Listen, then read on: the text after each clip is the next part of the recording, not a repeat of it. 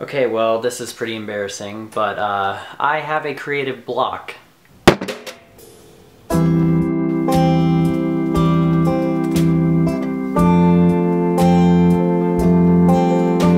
Now, I'm sure if you're creative, like I assume you are if you're watching this video, you've probably experienced a creative block from time to time. They tend to come out of nowhere and they just kind of hit you, and then you just don't know what to do, and you've got this idea on the tip of your tongue, but you can't do anything with it because, well, you're blocked. Alright, well, I found that there are about 5 different types of blockages that I've experienced, and I came up with 5 different solutions to help, so I hope... God, it's windy outside. But I hope that this video is able to help you if you're going through a blockage right now, or that these little solutions stick with you and can help you in the future.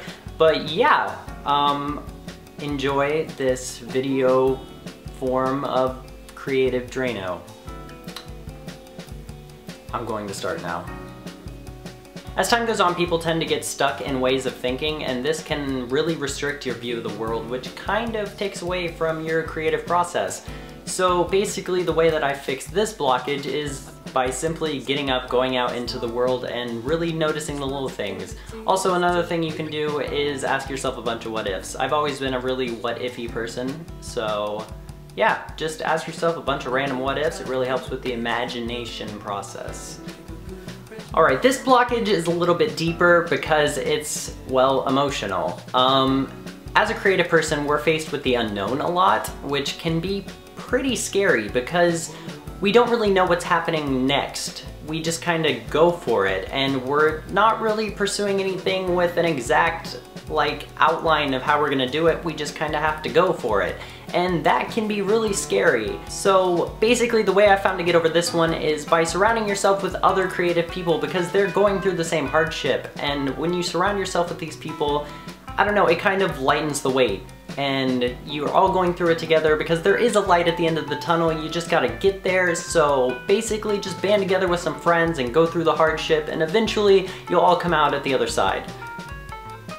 Yeah.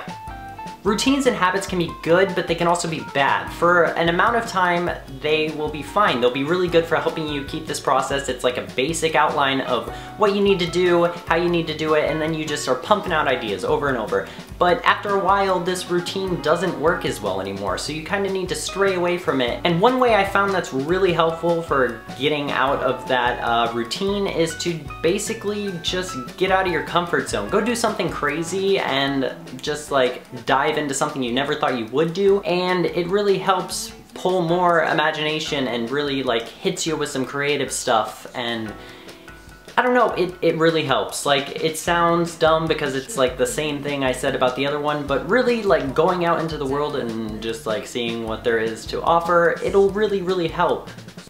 So there's a piece of dust. But yeah, just basically get out there, see what the world has to offer, surround yourself with lots of other mediums of art, whether it be different paintings, movies, videos, music, anything basically. All those will help inspire you, and they'll really help you, so don't restrict yourself. Get out there. Alright, before you start, no, I'm not just talking about money. Sure, money is a part of being creative because you have to buy shit, but that's not what I'm talking about. That's not what I'm only talking about. It is what I'm talking about, but it's not. Okay, never mind. But you can be poor in other ways. You can be time poor, you can be knowledge poor, or you can be obviously money poor.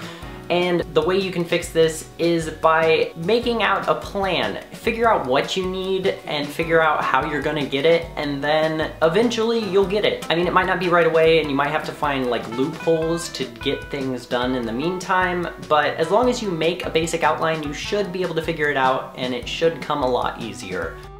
Alright, so we've all done this. We bite off more than we can chew, because as creative people, we can't, or at least I can't. I suck at telling people no, and that's really something that I've been working on, because it makes me overwhelmed, and then I get this block and I feel like, oh god, I'm useless because I can't do whatever. And that's not good. That's not a good feeling. It's not something that you want to feel. So to get over this, basically you just need to really work on being able to tell people no. I know it sounds kind of rude because, I don't know, you're supposed to be polite to people, but it really helps. So just learn how to tell people no, and you really need to evaluate what you can handle and what you can't, and then go from there. Well, yeah, those are the main types of blocks that I've come up against and how I solved them, but I'm sure there are a lot more, so if there are and you think of it, leave a comment below. Also leave a comment if you have a different solution for one of the ones I named.